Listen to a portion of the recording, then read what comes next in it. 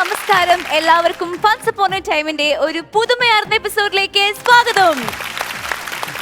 സത്യം പറഞ്ഞാൽ standup comedy ഇപ്പോൾ മലയാള ടെലിവിഷൻ പ്രേക്ഷകർക്ക് ഒരു ഹരമായി മാറിക്കൊണ്ടിരിക്കുകയാണ്.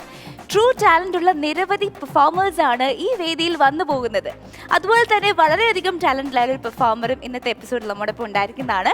അതിന് മുൻപായിട്ട് നമ്മുടെ ഈ ഒരു യാത്രയിൽ നമ്മളെ മുന്നിൽ നിന്ന് അയക്കുന്ന നമ്മുടെ സ്വന്തം രമേശ് ഏട്ടനെയാണ് ഞാൻ ഈ വേദിയിലേക്ക് സ്വാഗതം ചെയ്യുന്നത്. Let V welcome one and only Ramesh Pisharody.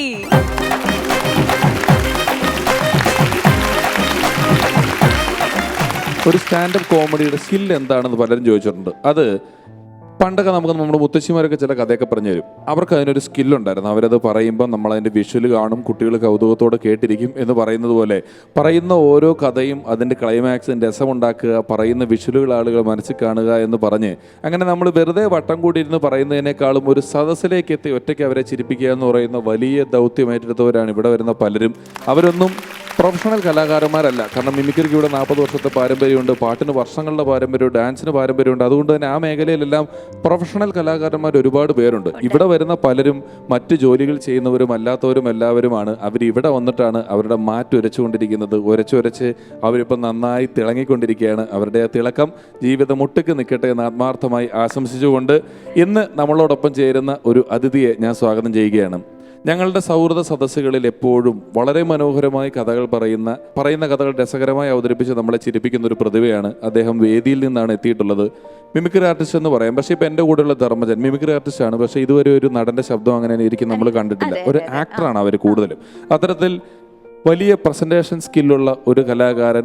അദ്ദേഹത്തിൻ്റെ വേദിയിലെ പ്രകടനങ്ങൾ നമ്മൾക്ക് ഇഷ്ടപ്പെട്ടു. പിന്നീട് അദ്ദേഹം സിനിമയിലെത്തി. സിനിമയിലും നിരവധി വലിയ സിനിമകളുടെ ഭാഗമായി, പിന്നെ നായകനായി, പിന്നീട് പല സിനിമകളിലും ഇപ്പോൾ ക്യാരക്ടർ വേഷങ്ങളും എല്ലാം ചെയ്തുകൊണ്ടിരിക്കുന്ന അതുല്യനായ നടൻ വേദിയിലേക്ക് സ്വാഗതം ചെയ്യുന്നു സാജു നവോദയ.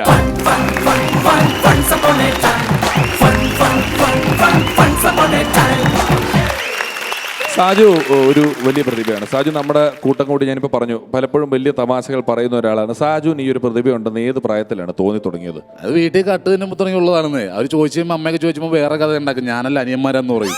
അപ്പൊ അങ്ങനെ വന്നേക്കണം. അല്ലാതെ ഈ കട്ടുതീറ്റയിൽ തന്നെ ചില സമയത്ത് ചില സാധനങ്ങൾ കട്ട് തിന്നാൽ വലിയ പാടാ. ഇത് വായിൽ ഒട്ടിപ്പിടിക്കും. നമ്മുടെ പാൽപ്പൊടി എന്ന് പറയുന്ന പൊടിയുണ്ടല്ലോ, ഇത് നമ്മൾ ചെറുപ്പത്തിലെടുത്ത് വായിലിട്ട് കഴിയുമ്പോൾ അപ്പം തന്നെ അച്ഛനും അമ്മയും വല്ലതും വന്ന് ചോദിച്ചാൽ നമുക്ക് കുറച്ചു നേരം മിണ്ടാൻ പറ്റത്തില്ല. മോളിൽ ഒട്ടിപ്പിടിച്ചിരിക്കും. പിന്നെ അതൊരു വലിയ കട്ട് തിന്നിട്ടുണ്ട്. ഇഷ്ടം പോലെ പാൽപ്പൊടി തന്നെ കട്ടുന്നുണ്ട്. താൻ കട്ടുന്നുണ്ടോ പാൽപ്പൊടി? ഞങ്ങളൊക്കെ പാവങ്ങളാ സാറ്. ഞങ്ങളൊക്കെ കമ്പം പൊടി അല്ലേ, കൂവപ്പൊടി ഇതുപോലെ പറഞ്ഞ പാൽപ്പൊടി. സാജുവിന്റെ പുതിയ സിനിമയുടെ വിശേഷങ്ങൾ എന്തൊക്കെയാണ്? പുതിയ സിനിമയുടെ വിശേഷം എലിപ്പെട്ടി എന്ന് പറഞ്ഞ പടമാണ് ഞാൻ ചെയ്യാൻ പോണത്. അത് എഴുതിയേക്കണം ഞാൻ തന്നെ. എലിപ്പെട്ടി നല്ല ടൈറ്റിലാണല്ലോ. നിന്റെ നോട്ടത്തിൽ അത് വിശ്വാസം ഇല്ലാത്ത പോലെ. ഞാൻ ഇത്രയും കൂട്ടായിട്ട് ഇങ്ങനൊരു പരിപാടി നീ തുടങ്ങിയതോ തീർന്നതോ ഒന്നും അറിഞ്ഞില്ല. ഇല്ല, സോഹനും ഞാനും കൂടെ ചെയ്തേക്കണത്. സോഹൻലാൽ നടന്നുകൊണ്ടിരിക്കുന്നത്. അതിന് വേണ്ടിയിട്ടാണ് ഈ താടിയൊക്കെ ഇങ്ങനെ വളർത്തിയേക്കണത്. ഹീറോ അല്ല, 3 പേരാണ്. 3 പേര് ഹീറോയാ. ആരൊക്കെയാണത് പടത്തിൽ? 3 പേര് ഉള്ളാകെ. ആകെ 3 പേരുള്ളൊരു പടം. അതെ, എലിപ്പെട്ടി എന്നുള്ള രാത്രി പടം. സാജുവിന് വേറൊരു വലിയ ക്വാളിറ്റി ഉള്ളത് എന്ന് വെച്ചാൽ എനിക്കിഷ്ടമുള്ളൊരു ക്വാളിറ്റി. അത് ക്വാളിറ്റി ആണോ എന്ന് ചോദിച്ചാലാണ്. പക്ഷേ ചിലർക്കൊക്കെ 1 GB 2 GB എന്നൊക്കെയാണ്. സാജുവിന്റെ വീട്ടിൽ ഇപ്പൊ എത്ര പട്ടിയുണ്ട്? എന്റെ വീട്ടിൽ ഇപ്പൊ 8 എണ്ണം ഉണ്ട്. 8 എണ്ണം. ഒരു കൈയടി കൊടുക്കട്ടോ. 8 പട്ടികളെ വളർത്തുന്ന ഒരാളാണ്. 8 പട്ടി എന്ന് പറഞ്ഞിട്ടുണ്ടെങ്കിൽ 2 ലാബ് ഉണ്ട്, 2 ഗോൾഡൻ റിട്രീവർ ഉണ്ട്, പിന്നെ ഒരു പഗ് ഉണ്ട്, പിന്നെ ഒരു സെയിന്റ് ബെർണാഡ് ഉണ്ട്, ബോക്സർ ഉണ്ട്, റോഡ് വീലർ ഉണ്ട്, പിന്നെ ഞാനുണ്ട്. 8 പട്ടികൾ മാത്രമല്ല, വിധത്തിലും തരത്തിലുള്ള. ഞാൻ ഫ്ലാറ്റിൽ താമസിക്കുന്നുണ്ട്. സാജുവിനോട് എനിക്ക് ഏറ്റവും അസൂയ തോന്നുന്നൊരു കാര്യം അതാണ്. സാജു ഒരു വീട്ടിൽ താമസിക്കുന്നത്. സാജുവിൻ്റെ വീട്ടിൽ ചെന്ന് കഴിഞ്ഞാൽ ചുറ്റും ജീവികളാണ്, ഇഷ്ടം പോലെ ജീവികളാണ്. സാജു, നാദിഷയുടെ അനിയൻ സമദ്, ഞങ്ങളൊക്കെ ഈ ഒരു മേഖലയിൽ, അതായത് ജീവികളുടെ മേഖലയിൽ ഭയങ്കര കൊതിയുള്ള ആളാണ്. സമദിൻ്റെ വീട്ടിൽ ഇപ്പോൾ പോയ കാട്ടിൽ പോയ പോലെയാണ്. ടെറസ് നിറച്ച് കിളികൾ, വീട് മൊത്തം ഒരു വലയിട്ടിട്ട് അതിനകത്ത് കിളികൾ അങ്ങനെയൊക്കെ ആക്കിയിരിക്കും. സീരിയസ് ആയിട്ട് പറഞ്ഞു, എനിക്കൊരു പട്ടിക്കുഞ്ഞിനെ ആവശ്യം വന്നപ്പോൾ പോലും ഞാൻ ആദ്യം ഉപദേശം ചോദിച്ചത് സാജുവിനോടാണ്. സാജു ഏത് പട്ടി വേണം, എവിടെ വേണം? അപ്പം തന്നെ കൃത്യം ഒരാളെ പരിചയപ്പെടുത്തി തന്നു. പുള്ളിയാണ് എനിക്ക് പട്ടിക്കുഞ്ഞിനെ തന്നത്. അത്രയും വലിയൊരു മൃഗസ്നേഹി കൂടിയാണ് സാജു നവോദയ എന്ന് പറയുന്നത്. എന്തെങ്കിലും ജീവികളുണ്ടോ ഡയാനയുടെ വീട്ടില്? മുയൽ സ്ഥിരം സ്റ്റാർട്ട് ചെയ്തിട്ടേക്കോ, അതറിയാവോ? സ്റ്റാർട്ട് ചെയ്തിട്ടേക്കുന്ന ഒരു ജീവിയാണ്. സ്റ്റാർട്ട് ചെയ്ത വണ്ടി കണ്ടിട്ടുണ്ടെങ്കിൽ എന്തെങ്കിലും മുയൽ എപ്പോൾ കിടക്കുമ്പോൾ വെറുതെ ഉറങ്ങണേലും പുള്ളി എപ്പോഴും സ്ഥിരം vibrate എഞ്ചിൻ ചെയ്തോണ്ടിരിക്കും. സ്റ്റാർട്ട് ആക്കിയിട്ട് മൂക്കും എനിക്ക് ഇങ്ങനെ കിടക്കുള്ളൂ പിന്നെ മുയൽ. നമുക്കിത് കാണണമെങ്കിൽ കണ്ടുകൊണ്ട ട്രാക്ടറില്ലേ ആ. അതും ഇതുപോലെ അണ്ടോ വെറുതെ കിടക്കുമ്പോൾ ഇങ്ങനെ കിടക്കുള്ളൂ. മുയലിന് ചെവി മുകളിലേക്കുള്ള ചുരുക്കം ചില ജീവികളൊന്നാണ് മുയൽ. അതിന് പേരെന്താ ഇട്ടിരിക്കുന്നത്? മോട്ടു. മോട്ടു. എന്തിടാനാ മുയലുകളുടെ യൂണിവേഴ്സൽ അല്ല പേരാണ്. മോട്ടുമുയിലെന്നല്ലേ നമ്മൾ കേട്ടിട്ടുള്ളൂ പണ്ട് മുതൽ. അപ്പൊ സാജു നമുക്ക് അങ്ങോട്ട് ഇരുന്നാലോ? വാ വാ. Okay. Once upon a time ന്റെ ചിരി വേദിയിൽ എത്തിയിരിക്കുന്ന standup comedian Kalabhavan Shafi from Pattambi.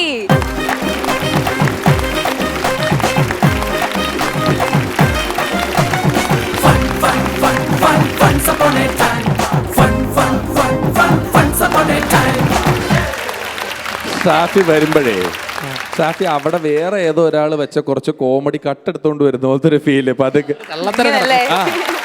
ആ മൂലയ്ക്ക് വേറെ ഏതോ ഒരാൾ കുറച്ച് കോമഡി വെച്ച് പുള്ളി അതിൽ നിന്നൊരു വീഡിയോ എടുത്തോണ്ടെന്നാലും ഒരു ചെറിയ നോട്ടമുള്ള പരിപാടി. എവിടെ നിന്ന് വരുന്നു?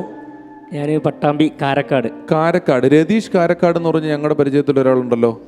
ഞങ്ങൾ ചെറിയൊരു ബന്ധമുണ്ട്. എന്താ ബന്ധം അത്? പുള്ളിയുടെ അസിസ്റ്റൻ്റായിട്ട് 2 വർഷം ചീത്ത കെട്ട് നടന്നിട്ടുണ്ട്. രതീഷ് കാരക്കാട് എന്ന് പറയുന്നത് ഒരുപാട് ടെലിവിഷൻ ഷോകളുടെ ഒരുപാട് കലാകാരന്മാരെ വാർത്തെടുത്തിട്ടുള്ള ഒരു ഫേമസ് ആയിട്ടുള്ള ഗ്രൂമറാണ്. അദ്ദേഹം ഒരു ആർട്ടിസ്റ്റാണ്. രതീഷ് ചീത്ത പറഞ്ഞെന്നാണോ അതോ രതീഷിന്റെ കൂടെ നടക്കുന്നതിന് വീട്ടുകാർ ചീത്ത പറഞ്ഞെന്നാണോ? ഞാനും ധർമ്മജനും കൂടി ഒരിക്കലും ഒരു കാസറ്റ് എഴുതാൻ വേണ്ടി ഇരുന്നപ്പോൾ ചോറ്റാനിക്കൊരു ഹോട്ടലിലാണ് ഒരു പയ്യൻ വന്നു. എന്നിട്ട് പറഞ്ഞു എനിക്ക് ഭയങ്കര ആഗ്രഹമുണ്ട് നിങ്ങളുടെ കൂട്ടത്തിൽ ഇരിക്കാൻ, എഴുതാൻ, ഞാൻ കോമഡി എഴുതും എന്നൊക്കെ പറഞ്ഞ് അവൻ കൂട്ടത്തിൽ കൂടി കേട്ടോ. നമ്മൾ കൂട്ടിയതല്ല, പുള്ളി അങ്ങ് ഒട്ടി. 2-3 ദിവസം കഴിഞ്ഞപ്പോൾ കോളിംബെൽ അടിച്ച് തുറന്നു നോക്കിയപ്പോൾ 2 പോലീസുകാർ നിൽക്കുക. സംഗതി തന്നെ അറിയോ, ഈ ചെറുക്കം വീട്ടിൽ പറയാതെ ഒളിച്ചോടി വന്നേക്കുക ഞങ്ങളുടെ കൂടെ സ്ക്രിപ്റ്റ് എഴുതാൻ വേണ്ടിയിട്ട്. ഗ്യാപ്പ് കിട്ടിയപ്പോൾ കയറിയതാ. ഇത് അങ്ങനെയൊന്നും അല്ലല്ലോ, വീട്ടിൽ പറഞ്ഞിട്ട് വന്നതല്ലേ. അതെ അതെ, Kalabhavan Shafi, all the best. Thank you. അപ്പോൾ ഞാൻ ഇങ്ങനെ ചാനലിലും മറ്റു കാര്യങ്ങളൊക്കെ ആയിട്ട് ഇങ്ങനെ ഓടി നടക്കുമ്പോൾ വീട്ടുകാരിങ്ങനെ പറയും ഇങ്ങനെ നടന്നാൽ മതിയോ, കല്യാണമൊക്കെ കഴിക്കണ്ടേ. അങ്ങനെ വീട്ടുകാർ നിർബന്ധപ്രകാരം ഞാൻ ഫസ്റ്റ് ആദ്യമായിട്ട് പെണ്ണ് കാണാൻ പോയ കഥയാണ് പറയുന്നത്. എനിക്ക് ഭയങ്കര പേടിയുണ്ട്, പെണ്ണ് കാണാൻ ആദ്യമായിട്ട് പോകാനുള്ള. അപ്പോൾ എന്താ പറയേണ്ടതെന്നും അറിയില്ല. അപ്പോൾ സുഹൃത്തുക്കളോട് ചോദിച്ചപ്പോൾ പേടിക്കാനൊന്നുമില്ല, എന്താ പേര്, എത്രയിലാണ് പഠിക്കണത്, ഈ 2 സംഭവമുള്ളൂ, ഇത് സിമ്പിളല്ലേ. അപ്പോൾ ഞാൻ വീട്ടിൽ നിന്ന് വണ്ടി കയറി ഇങ്ങനെ പോകുമ്പോൾ എന്താ പേര്, എത്രയിലാണ് പഠിക്കണത് ഇങ്ങനെ മനസ്സിൽ റേസിൽ അങ്ങനെ എത്തി. അങ്ങനെ എല്ലാവരും ഇരുന്നു, പെങ്ങന്മാരും ഞാനും സുഹൃത്തുക്കളും ഒക്കെ ഇരുന്നു. അപ്പോൾ പെൺകുട്ടി വെള്ളം കൊണ്ട് ഇങ്ങനെ വന്നു. അപ്പോൾ ഞാനാകെ എണീച്ചിട്ട് എത്രയിലാണ് പേര് വെച്ചു. അപ്പോൾ അവൾ നാണിച്ചിട്ട് 10 വസീലാറിന് പോയി. അപ്പോൾ വീട്ടുകാർ പറഞ്ഞില്ല, സംസാരിച്ചു, എന്തെങ്കിലും സംസാരിക്കണമെങ്കിൽ റൂമിൻ്റെ ഉള്ളിൽ സംസാരിച്ചു. ഉറപ്പായി ഞങ്ങൾ രണ്ടാളും ഇങ്ങനെ റൂമിലേക്ക് കയറി. അപ്പോൾ ഞാൻ കാര്യമായിട്ട് സംസാരിക്കൽ ഡോറും എല്ലാം ഇങ്ങനെ അടച്ചു. ഉടനെ അവള് ഭയങ്കര ചേറില്. അപ്പോൾ അപ്പം എല്ലാവരും ഓടി വന്നു. സത്യമായിട്ടും വല്ലായി ഞാൻ ഒന്നും ചെയ്തിട്ടില്ല. അപ്പോൾ ആരൊക്കെ നോക്കട്ടെ, ഞാൻ ഒന്നും ചെയ്തില്ല, തൊട്ടിട്ട് പോലില്ല. എന്താ സംഭവിച്ചോ, ഈ മജ്ജത്ത് വാതിലിൻ്റെ ഇടയിൽ എൻ്റെ കജ്ജ് കുടുങ്ങിയെന്ന്. വാതിലിടെ കൈ കുടുങ്ങിയെന്നല്ലേ ആ ഭാഷയെ പറഞ്ഞത്? അതെ അതെ അതെ, അത് എഴുതി കാണിക്കില്ലാത്തതുകൊണ്ടൊന്ന് കൃത്യമായിട്ട് പറയുന്നത് നല്ലതായിരുന്നു. ചില സാധനങ്ങൾ ഒരു വരി മാറിയ കഥ മുഴുവൻ മാറും. ഒരു നാടകം എന്ന് പറഞ്ഞു കഴിഞ്ഞാൽ ആ നാടകത്തിൽ ഏതാണ്ട് വീണ്ടും ചില വീട്ടുകാര്യങ്ങൾ എന്ന് പറഞ്ഞാൽ സിനിമയുടെ കഥയൊക്കെ തന്നെയാണ് നാടകത്തിന്. അതായത് ആദ്യ സീൻ നാടകം തുടങ്ങി കാർട്ടൂൺ ഇട്ടപ്പം ഒരു വലിയ ജസ്റ്റിസ് പ്രതാപവർമ്മ മേനോൻ എന്നൊക്കെ പറഞ്ഞ ഒരാൾ വാദിക്കിയിരിക്കുന്നു. അദ്ദേഹത്തിൻ്റെ മകൻ മറ്റൊരു പെൺകുട്ടിയെ വിവാഹം കഴിച്ച്, അന്യമതസ്ഥ ഒരു പെൺകുട്ടിയെ വിവാഹം കഴിച്ച് ഈ വീട്ടിലേക്ക് കയറി വരുമ്പം അച്ഛൻ ഞങ്ങളെ അനുഗ്രഹിക്കണം, ഞങ്ങളെ അകത്തോട്ട് കയറ്റണം എന്ന് പറയുമ്പോൾ ഇല്ല നീ കടക്ക് പുറത്ത് എന്ന് പറഞ്ഞ് അയാളെ ഇറക്കി വിട്ടിട്ട് ഇവനും ആ പെണ്ണും കൂടെ ജീവിതത്തിൽ വിജയം നേടി 2 മണിക്കൂറിൻ്റെ നാടകം തീരുമ്പോൾ അയാൾ ആ വീട്ടിലേക്ക് സ്വീകരിക്കുന്നതായിരുന്നു ഈ നാടകം. ഈ ജസ്റ്റിസ് ആയിട്ട് അഭിനയിക്കുന്ന പുള്ളി 2 അടിച്ചിട്ടുണ്ടായിരുന്നു, നല്ല സ്മോളായിരുന്നു. അപ്പോൾ ഫസ്റ്റ് വന്നിട്ട് അച്ഛൻ ഞങ്ങളെ അനുഗ്രഹിക്കണം, വീട്ടിലോട്ട് കയറ്റണം എന്ന് പറഞ്ഞ പുള്ളി വാ വാ വാ എന്ന് പറഞ്ഞ് കയറ്റി നാടകം തീർന്നുപോയി. മൊത്തം 5 മിനിറ്റ് കൊണ്ട് നാടകം തീർന്നുപോയി. എന്നിട്ട് 2ാമത് അനൗൺസ് ചെയ്തിട്ട് തുടങ്ങുക ചെയ്ത്. ചെറുപ്പം ഞാനൊരു പ്രേമിച്ചിരുന്നു, ആ ഒരു കഥ. സ്കൂളിൽ ഞാൻ കാരക്കാട് നാട്ടിൻപുറത്ത് സ്കൂളിൽ നിന്ന് 7 വരെ സ്കൂളുള്ളൂ. അങ്ങനെ 8ാം ക്ലാസ്സിലേക്ക് ഞാൻ പെരിന്തൽമണ്ണ സ്കൂളിലേക്ക് എന്നെ കൊണ്ടാക്കി. അപ്പോൾ ചെറുപ്പത്തിൽ തന്നെ കലനോട് താല്പര്യമായിട്ട് മിമിക്രി പാട്ടൊക്കെ പാടിയിട്ട് ഇങ്ങനെ ഈ സ്കൂളിലെത്തിയപ്പോൾ 8ാം ക്ലാസ്സിൽ നിന്ന് യൂത്ത് ഫെസ്റ്റിവലിൽ പങ്കെടുത്തു. അങ്ങനെ മിമിക്രിക്കും മാപ്പിളപ്പാട്ടിനും ഫസ്റ്റ് കിട്ടി. അങ്ങനെ സബ് ജില്ലയിലേക്ക് കൊണ്ടുപോവാണ്. അപ്പോൾ സബ് ജില്ലയിലേക്ക് എന്നെ കൊണ്ടുപോകുമ്പോൾ എൻ്റെ തൊട്ടടുത്ത് ഒരു ശ്രുതി പറഞ്ഞൊരു പെൺകുട്ടി വന്നിരുന്നു. അപ്പോൾ ഞങ്ങൾ പരിചയപ്പെട്ടപ്പോൾ ശ്രുതി കുച്ചിപ്പുടി ഭരതനാട്യം ഇതിലൊക്കെ ഫസ്റ്റ് ഉണ്ട് പറഞ്ഞ് അങ്ങനെ ഞങ്ങൾ പരിചയപ്പെട്ടു. ജില്ലയിലേക്കും ഞങ്ങൾ ഒരുമിച്ചുണ്ടായിരുന്നു. സ്റ്റേറ്റിൽ പ്രാവശ്യം പോയില്ല, പിറ്റത്തെ വർഷം 9th സ്റ്റേറ്റ് വരെ ഞങ്ങൾ പോയി. അപ്പോൾ സ്റ്റേറ്റിൽ നിന്ന് ഞങ്ങൾ നല്ല ഫ്രണ്ട്സായി, ചെറിയൊരു പ്രേമൊക്കെ ഉടലെടുത്ത്. അന്ന് ഫോണൊന്നുമില്ലല്ലോ, അപ്പോൾ ചെറിയ കത്തൊക്കെ കൈമാറി. അങ്ങനെ 10ാം ക്ലാസ്സിൽ നിന്ന് കത്ത് കൊടുക്കുന്നതിൻ്റെ ഇടയിൽ അച്ഛൻ പിടിച്ച് ആകെ സീനായി. കുറച്ച് നേരം ഗ്യാപ്പ് ഇട്ടു. പിന്നെയും +1 +2 ഭയങ്കര പൊരിഞ്ഞ പ്രായമായി. അങ്ങനെ ഡിഗ്രിക്ക് ഞങ്ങൾ പ്ലാൻ ഇട്ടു ഒരേ കോളേജിൽ ചേരാമെന്നൊക്കെ. എന്തോ ഒരു ഇത് കാരണം ഡിഗ്രിക്ക് ഒരിക്കലും ഞാൻ പഠിക്കുന്ന കോളേജിൽ അവൾ അച്ഛനാക്കിയില്ല. എന്തോ ഒരു കാരണമല്ല, നീയാണ് ആ കാരണം. അതെ, ഞങ്ങളുടെ പ്രേമാണ് കാരണം. അപ്പോൾ ഇനി പ്രേമിച്ച് രണ്ട് മതത്തിൽ പെട്ടവരാണെങ്കിൽ എന്തെങ്കിലും വിഷയം എന്താ എന്നറിയില്ല. എന്തായാലും ചുരുക്കി പറഞ്ഞാൽ ഞങ്ങൾ രണ്ടാളും 2 കോളേജിലാണ് പഠിച്ച്. പിന്നെ അവളെ ഇതുവരെ കണ്ടില്ല. ഞാൻ ഫേസ്ബുക്കിൽ ശ്രുതി ഹസൻ, ശ്രുതി നായർ, നമ്പ്യാർ പല പേരും സെർച്ച് ചെയ്തു, കണ്ടില്ല. അങ്ങനെ കുറേ കാലത്തിന് ശേഷം എനിക്കൊരു മെസ്സേജ് വന്നു, ഹായ്. അപ്പോൾ ഞാൻ നോക്കുമ്പോൾ ശ്രുതിയൊക്കെ എൻ്റെ മനസ്സിൽ എന്തൊക്കെയോ ഒരു സംഭവം ഉള്ളെന്ന് അടിയിൽ നിന്ന് മേലെ കയറി ഞാൻ ഹായ് ആലോചിച്ചപ്പോൾ എന്നെ മനസ്സിലായോ, ഞാൻ പഴയ ശ്രുതിയാണ്, നമ്മൾ സ്കൂളിലും ഒക്കെ ഒപ്പം പഠിച്ച ശ്രുതിയാണ് പറഞ്ഞു. അപ്പോൾ എന്താ വിശേഷം, സുഖമാണോ എന്നൊക്കെ ചോദിച്ച് എന്നോട് വാട്സപ്പ് നമ്പറും ചോദിച്ചു. ഞാൻ ഒന്നും നോക്കില്ല, വേഗം വാട്സപ്പ് നമ്പർ കൊടുത്തു. പിന്നെ വാട്സപ്പിൽ എനിക്ക് മെസ്സേജ് അയച്ചു, എന്താ വിശേഷങ്ങൾ. അപ്പോൾ ഞാൻ പറഞ്ഞു ഇങ്ങനെ കല്യാണം നോക്കിക്കൊണ്ടിരിക്കുകയാണ്, കല്യാണം കഴിഞ്ഞിട്ടൊന്നുമില്ല. അപ്പോൾ നിൻ്റെ വിശേഷം എന്ന് വെച്ചപ്പോൾ കല്യാണം കഴിഞ്ഞു, 2 കുട്ടികൾ, ഹസ്ബൻഡ് ഗൾഫിലാണ്. അപ്പോൾ എൻ്റെ മനസ്സിൽ ഭയങ്കര കിളി പോയി, നമ്പറൊക്കെ കിട്ടിക്കല്ലേ. അങ്ങനെ ഭയങ്കര പരിചയമായിട്ട് എന്നോട് ഒരു ഹെൽപ്പ് ചെയ്യുക ചോദിച്ചു. ഞാൻ പറഞ്ഞു ഒന്നല്ല 1000 ഹെൽപ്പ് ചെയ്യുക, കാരണം നമ്മുടെ പഴയ കാമുകിനെ കണ്ടിട്ട് ആ ഒരു സന്തോഷത്തിൽ. അപ്പോൾ എന്ത് ഹെൽപ്പ് വേണമെങ്കിലും ചെയ്യുക പറഞ്ഞപ്പോൾ എനിക്കൊരു ലിങ്ക് അയച്ചു തന്നു. എന്നിട്ട് പറഞ്ഞു അതൊന്ന് ഓപ്പൺ ചെയ്ത് എൻ്റെ പുതിയ യൂട്യൂബ് ചാനലൊന്ന് സബ്സ്ക്രൈബ് ചെയ്യാൻ. പഴയ കുപ്പിയും പാട്ടിയും പ്ലാസ്റ്റിക്കും പെറുക്കി ബെൻസ് മേടിച്ച നാടാണ് ഞങ്ങളുടെ നാട്, അതായത് പഴയ ഓൾഡ് സ്ക്രാപ്പിൻ്റെ നാട്. അപ്പോൾ എനിക്കും അതിൻ്റെ പരിപാടി ഉണ്ടായിരുന്നു, ഇരുമ്പ് കച്ചവടം. അപ്പോൾ ഞങ്ങളിങ്ങനെ ഈ പഴയ സാധനങ്ങൾ എടുത്തിട്ട് സ്ക്രാപ്പിൻ്റെ പരിപാടി. കോമഡി കേട്ടപ്പോൾ തോന്നി. ഇപ്പൊ കല്യാണം കഴിഞ്ഞാ? കല്യാണം കഴിഞ്ഞില്ല, നോക്കിക്കൊണ്ടിരിക്കുന്നു. കഴിഞ്ഞാ? ഇല്ല, കഴിഞ്ഞിട്ടില്ല. അല്ല, ഇപ്പൊ ഇത് പെർഫോമൻസ് ഇത് അതിനുള്ള സെറ്റപ്പ് ആണെന്ന് എനിക്കൊരു തോന്നല്. എനിക്ക് അതൊക്കെയാ തോന്നുന്നത്. പുള്ളിക്ക് ഇവിടെ വരിക, തമാശ പറയുക എന്നുള്ളതൊന്നും ഒരു ലക്ഷ്യമേ അല്ല. ചെറിയൊരു പെണ്ണ് കാണലും പരിപാടിയൊക്കെ ഇതിന്റെ ലിങ്ക് അയച്ചു കൊടുത്തിട്ട് വേണം ഇനി വേറെ ആരെയൊക്കെയോ ചെറുതായിട്ട് പ്രപ്പോസ് ചെയ്യാന്നുള്ളൊരു. അപ്പോൾ ഞങ്ങൾ ഇതേമാതിരി ഇങ്ങനെ വീട്ടു കച്ചവടം, വീട്ടിൽ കൂടെ പഴയത് എന്തെങ്കിലും ഉണ്ടോ എന്നൊക്കെ ചോദിച്ച് ഇങ്ങനെ പോയി. അങ്ങനെ ഒരു പഴയ ഈ മരമില്ല് നടത്തിയിരുന്ന ഒരാളുടെ വീട്ടിലെത്തി. അപ്പോൾ ഈ മരമില്ല് പഴയ എന്തെങ്കിലും കൊടുക്കാണ്ട് ചോദിച്ചു. അപ്പോൾ ആ ഉണ്ടല്ലോ പറഞ്ഞിട്ട് ഇക്ക ഞങ്ങളെ അടുക്കളുടെ അധ്യയനം ഇങ്ങനെ കൊണ്ടുപോയി. അപ്പോൾ ഞങ്ങൾ ഇപ്പോൾ 20 രൂപ ഇരുമ്പിന് വില ഉണ്ടെങ്കിൽ ഞങ്ങളത് 22 പറയും, കാരണം 18ഉം 19ഒക്കെ ചോദിച്ചിട്ട് കൊടുക്കാതിട്ട മുതലാന്നൊക്കെ പറഞ്ഞു. അപ്പോൾ നമ്മളിത് ത്ലാസ് ഉണ്ട്, ഇങ്ങനെ തൂക്കണ ത്ലാസ് നമ്മൾ തിരിച്ചു കഴിഞ്ഞാൽ അഡ്ജസ്റ്റ് ചെയ്യാം. അങ്ങനെ ഇക്ക ചാക്ക് കാണിച്ചു തന്നു. അപ്പോൾ ഞാൻ ചാക്ക് പൊക്കി, ഏകദേശം 50 കിലോ വരും. ഞാനപ്പോൾ ഈ ത്ലാസ് കൊളത്തിട്ട് ഇക്ക ഇത് ഒരു 30 കിലോനുള്ളൂ എന്നിട്ട് അവിടെ വെച്ചു. അപ്പോൾ ഇക്ക മെല്ലെ വന്ന് ചാക്കിൻ്റെ കയറൊക്കെ മെല്ലെ അയച്ച് ചാക്ക് ചെരിട്ട് ഇക്ക കാണിച്ചു തന്നു. 25 കിലോൻ്റെ 2 കട്ടി വ്യക്തമായി എഴുതി വെച്ചിട്ട് 25 കിലോൻ്റെ 2 കട്ടി. അതോടെ ആ കച്ചവടം പൊളിഞ്ഞു. ഞങ്ങളുടെ കുട്ടിക്കാലത്ത് അധികം 2 നില വീടില്ല, ഒരു വലിയ 2 നില വീട് അവിടെ വെക്കാനായിട്ട് തുടങ്ങി. ആ 2 നില വീടിൻ്റെ പണി തുടങ്ങിയിട്ട് പക്ഷേ പകുതി ആയപ്പോഴത്തേക്ക് ആ പണി നിന്നുപോയി. അപ്പോൾ അന്ന് കാലത്ത് തന്നെ ഈ പണക്കാരൻ വീട് പണിയാൻ വേണ്ടിയിട്ടുള്ള ഫുൾ മണലും ഒരു 20 ലോഡ് മണൽ ആദ്യം അങ്ങ് ഇറക്കി, എന്നിട്ടാണ് പണി തുടങ്ങുന്നത്. പണി 2 നിലയുടെ പകുതി സ്ട്രക്ചറൊക്കെ ആയപ്പോൾ തന്നെ പണി നിന്നുപോയി. ആ വീട് പിന്നെ കാലങ്ങളോളം അവിടെ നിന്നു. പിന്നീട് ആ വീട് സാമൂഹ്യ വിരുദ്ധരുടെ ഒരു സ്ഥലമായി മാറി. അത്യാവശ്യം 2 അടിക്കണമെങ്കിൽ ആ പണി തീരാതെ വീട്ടിൽ കയറിയിരുന്ന് അടിക്കുക, അങ്ങനെ വട്ടം കൂടാനുള്ളൊരു സ്ഥലമായി. ചീട്ട് കളിക്കാർക്ക് മഴ കൊള്ളാതിരുന്ന് ചീട്ട് കളിക്കാനുള്ളൊരു സ്ഥലമായി. അയാൾ വേറെ എവിടെയാണ് വരാറില്ല. അങ്ങനെ ആ വീട്ടിൻ്റെ സൺഷെയ്ഡിലൊക്കെ മാവ് കിളുത്തിട്ട് ആ മാവൊക്കെ കായ്ച്ചു. പിന്നെ അത് വേറെ കൂടി അത്രയും പഴയ വീടായി. ഞങ്ങൾ കുറച്ച് പഴയ കൂട്ടുകാർ ഇതുപോലെ ആ വീട്ടിലൊരു ചെറിയ കമ്പനി കൂടുതൽ തുടങ്ങിയപ്പോൾ ഞങ്ങളുടെ ബാല്യം ഓർമ്മ വന്നു. അന്ന് ഈ 5 ലോഡ് മണലിറക്കിയ സമയത്ത് ഞങ്ങൾ ഈ 2ാമത്തെ നിലയിൽ നിന്ന് ഈ മണലിലോട്ട് ചാടുമായിരുന്നു. അത് ഞങ്ങളുടെ ഒരു സ്ഥിരം കളിയായിരുന്നു, ഈ മണലിലോട്ടുള്ള ചാട്ടം. കള്ളു കുടിച്ചു കഴിഞ്ഞപ്പോൾ ഒരു ചെറിയ ബാല്യം വന്നപ്പോൾ എല്ലാവർക്കും 2ാമത് ചാടാൻ പറ്റുമോ എന്നുള്ള ചോദ്യമായി ആ മണലിലോട്ട്. ശരി, അപ്പോൾ ഞാനൊന്നും ഇല്ല എന്ന് പറഞ്ഞു. എൻ്റെ ഒരു കൂട്ടുകാരൻ സുജിത്ത് എന്ന് പറഞ്ഞവൻ പറഞ്ഞു ഞാൻ ചാടാം, അടിച്ചതിൻ്റെ വാറുമുണ്ട്, ചാടുവാണെങ്കിൽ ഒരു കുപ്പി ബെറ്റ്.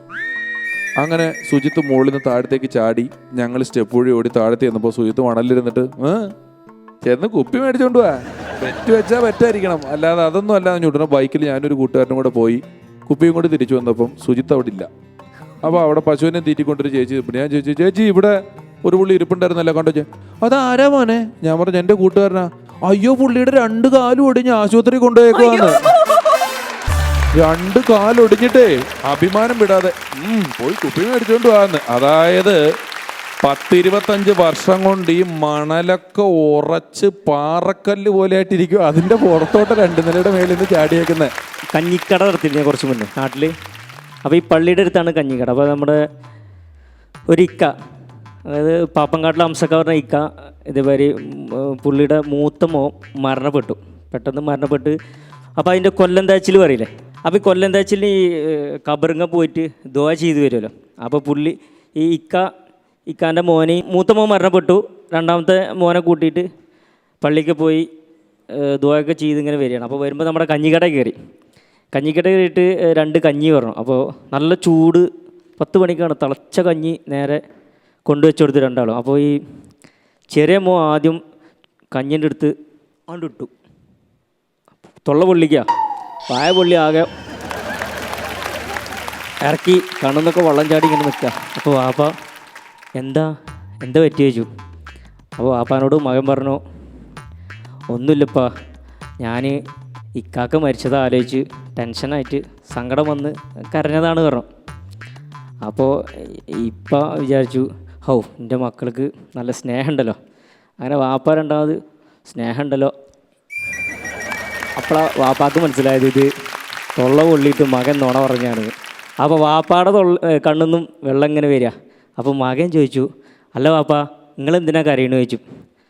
അപ്പോൾ വാപ്പ പറഞ്ഞു, ഒന്നുമില്ല, എൻ്റെ മൂത്ത മകൻ മരിച്ചതിന് പകരം ഇജ്ജാ മരിച്ചിക്കണിച്ചൊക്കെ ഒരു സങ്കടം ഉണ്ടായിരുന്നില്ലല്ലോ എന്ന് ആലോചിച്ചാണ്.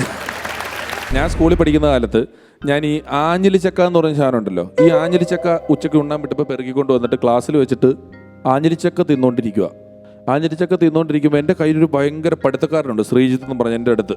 അപ്പം ഞങ്ങളെ ബാക്കിലത്തെ ബെഞ്ചിലിരുന്ന് ഉച്ചയ്ക്ക് ഉണ്ണാൻ വിടുന്നതിന് തൊട്ട് മുമ്പ് തന്നെ ബാഗിനകത്ത് കൈയിട്ടിട്ട് വാഴയിലയുടെ പൊതി ഇങ്ങനെ തുളച്ച് കൈ കൊണ്ട് കീറി തിന്ന് തീർക്കും. ഞങ്ങൾ തുളച്ചിങ്ങെടുത്ത് തിന്നും. അപ്പോൾ ബെല്ലടിക്കുമ്പോൾ തന്നെ കൈ കഴുകിയാൽ മതി. ബാക്കിയുള്ളവർ ഉണ്ണാൻ കൈ കഴുകുമ്പോൾ ഞങ്ങൾ ഉണ്ട് കഴിഞ്ഞിട്ട് കൈ കഴുകും. ക്ലാസ്സിലിരുന്ന് തിന്നുമായിരുന്നു ഞങ്ങൾ. അങ്ങനെ നേരത്തെ പരിപാടിയുണ്ട്. ഇത് പൊളിക്കാൻ വേണ്ടി ടീച്ചർ ഞങ്ങളെയൊക്കെ മാറ്റിയിരുത്തി. എൻ്റെ കയ്യിലാണെങ്കിൽ ഒരു ആഞ്ഞിലിച്ചക്കയുണ്ട്. ഇതങ്ങ് പൊളിച്ചിട്ട് നല്ല മണവും. ഞാനൊരു 5-6 ആഞ്ഞിലിച്ചക്ക എന്നിട്ട് ഇതിൻ്റെ കുരു കയ്യിൽ തുപ്പി ഇങ്ങനെ പിടിച്ചേക്കുക. 2 കുരു എൻ്റെ കയ്യിലുണ്ട്. ഈ ശ്രീജിത്ത് എന്ന് പറഞ്ഞവൻ എന്തോ സംശയം തോന്നിയിട്ട് എന്നെ ഇങ്ങനെ നോക്കിയിട്ട് കയ്യിലെന്നാ നീ ചോദിച്ചു. ഞാൻ പറഞ്ഞു, മിണ്ടല്ല ടീച്ചർ. അവൻ ഈ ടീച്ചറിനോട് പറഞ്ഞു കൊടുക്കുന്നവനാണ്. ടീച്ചറെ, ഇവൻ്റെ ഈ ഒറ്റുകാരനവൻ പഠിത്തക്കാരനാണല്ലോ. ഞാൻ എൻ്റെ കൈ 2 ആഞ്ഞിലിച്ചക്കയുടെ കുരുവും പിടിച്ചു. ഇവൻ പെട്ടെന്ന് എന്നോട് ചോദിച്ചു, കയ്യിലെന്നാ എന്ന് ചോദിച്ചപ്പോൾ ഞാൻ ഇങ്ങനെ തുറന്ന് കാണിച്ചപ്പോൾ ഇവൻ ഇതെന്നാന്ന് ചോദിച്ചു. ഞാൻ പറഞ്ഞു, തത്തമ്മയുടെ മുട്ടയാന്ന് പറഞ്ഞു. അല്ലേ പ്രശ്നമാണ്. ഞാൻ പറഞ്ഞു, ഇത് തത്തമ്മയുടെ മുട്ടയാണ്. അപ്പോൾ ഉടനെ അവൻ പറഞ്ഞ്, ഒരെണ്ണം തന്നില്ലെങ്കിൽ ഞാൻ ടീച്ചറോട് പറയുമെന്ന് പറഞ്ഞു. ഞാൻ പറഞ്ഞു, ഒരെണ്ണം ആക്കണ്ട, നീ ഇത് 2 എടുത്തോളാൻ പറഞ്ഞിട്ട് അവന് കൊടുത്ത്. ഇൻ്റർവെല്ലിൽ അവൻ എന്നോട് വന്നിട്ട് ചോദിച്ചു, ഇതെന്നാ ചെയ്യണമെന്ന് ചോദിച്ചു. ഞാൻ പറഞ്ഞു, ഒരു കുഴപ്പമില്ല, വീട്ടിൽ കൊണ്ടുവന്നിട്ട് ഇച്ചിരി വൈക്കോലൊക്കെ വെച്ചിട്ട് അതിൻ്റെ ഇടയിൽ ഈ തത്തമുട്ട വെച്ചാൽ മതി, അത് തത്തമ്മയാവും, 20 ദിവസം കഴിയുമ്പോൾ വിരിയും എന്ന് പറഞ്ഞു. ഞാൻ ആ വിഷയമൊക്കെ വിട്ടു. ഒരു 18 ദിവസം കഴിഞ്ഞപ്പം ഇവൻ്റെ ആഞ്ഞിലിച്ചക്കയുടെ കുരു മുള പൊട്ടിയിട്ട് പച്ച കളർ മുള വരുമല്ലോ അതിനകത്ത്. ഇവൻ എന്നോട് വന്നിട്ട് പറയാ, മുട്ട വിരിഞ്ഞ് ചിറക് പുറത്ത് കണ്ടെന്ന് അതിനകത്തുനിന്ന്. അവനിപ്പോ ഓസ്ട്രേലിയയിൽ എഞ്ചിനീയറാണ്. അതാണ്, അവൻ പഠിച്ച് ഓസ്ട്രേലിയ എഞ്ചിനീയർ ആയിട്ട് പോയി. നീ ഇപ്പോഴും തത്തയുടെ മുട്ടയുടെ കാര്യം പറഞ്ഞവിടെ അടക്കിയല്ലോ. അപ്പോൾ ബസ്സിൻ്റെ കഥ പറയുമ്പോൾ ഒരു ബസ്സിൻ്റെ കഥ കൂടെ ഉണ്ട്. അതായത് ഞാൻ ഈ ബഷീറിനെ സെയിം ഞങ്ങൾ ഇതേപോലെ യാത്ര ചെയ്യാം. അപ്പോൾ എൻ്റെ അടുത്ത് 5 രൂപ ഉണ്ട്. അപ്പോൾ ഞാൻ 5 രൂപക്കൊരു കടല ഒരു പാറ്റ് വാങ്ങി. അപ്പോൾ പുള്ളിക്ക് വന്നുകൂടെ ആകെ 5 രൂപ ഉള്ളു പറഞ്ഞൊരു കടല വാങ്ങി. അപ്പോൾ ഞാൻ അങ്ങനെ കഴിക്കും, ഒരു കഷ്ണം കൊടുക്കും. അപ്പോൾ അത് തിന്നും, പിന്നെയും ഞാൻ കുറുക്കും, ഒരു മണി ഇട്ട് കൊടുക്കും, തിന്നും. അങ്ങനെ കടല കഴിഞ്ഞ് കവറിട്ട് ഞാൻ ഓർമ്മയില്ലാതെ ഇങ്ങനെ മൂക്കിൽ നിന്ന് ഇങ്ങനെ എടുത്ത് ചുരുട്ടി ഇങ്ങനെ ബസ്സിൻ്റെ പുറത്തേക്ക് ഇട്ടു. പുള്ളി അത് വാങ്ങി, എന്താ പല്ലിലൊരു ഒട്ടല ഈ കടലക്ക്. അത് സാധേട്ടൻ ഇതെടുത്ത് ഉരുട്ടിക്കൊണ്ടിരുന്നപ്പം ഒരാൾ ഷെയ്ക്ക് ഹാൻഡിന് വന്നപ്പോഴേ ഇത് കളയാൻ സ്ഥലമില്ല, എന്നിട്ട് തിരിച്ച് മൂക്കിൽ വെച്ചിട്ട് ഷെയ്ക്ക് ഹാൻഡ് കൊടുത്തു. നന്നായിരുന്നു. വെറുതെ വർത്തമാനം പറഞ്ഞിരുന്നാൽ തന്നെ അതിന് രസമുണ്ടാകുന്ന ഒരു ശൈലിയുണ്ട് വർത്തമാനത്തിന്. പിന്നെ പല സ്റ്റാൻഡപ്പ് കോമഡിയിലും അവർ ഭയങ്കര സ്പീഡിലാണ് സംസാരിക്കുന്നത്. ഷഫീഖ് വളരെ സമയമെടുത്ത് നല്ല രസമായിട്ടാണ് ഓരോ കഥ. നമ്മളായിട്ട് തന്നെ ഒരു ഇഴുകി ചേർന്ന് നല്ല രീതിയിലല്ലേ, നമ്മളെ പഠിച്ചിട്ട് വെച്ച് തകർക്കണ പോലെ അല്ലായിരുന്നു, പഠിച്ചു പറയുന്ന പോലെയല്ല, വളരെ നല്ല രീതിയിലായിരുന്നു പ്രസന്റ് ചെയ്തത്. ഗംഭീരമായി കേട്ടാ. All the best. അങ്ങനെ ഫസ്റ്റ് അപ്പോൺ എ ടൈമിന്റെ മറ്റൊരു സൂപ്പർ ഡ്യൂപ്പർ എപ്പിസോഡാണ് ഇവിടെ പൂർണ്ണമായിരിക്കുന്നത്. പൊട്ടിച്ചിരികളും തമാശകളുമായി വീണ്ടും നമുക്ക് അടുത്ത എപ്പിസോഡിലൂടെ കാണാം. Until then, goodbye.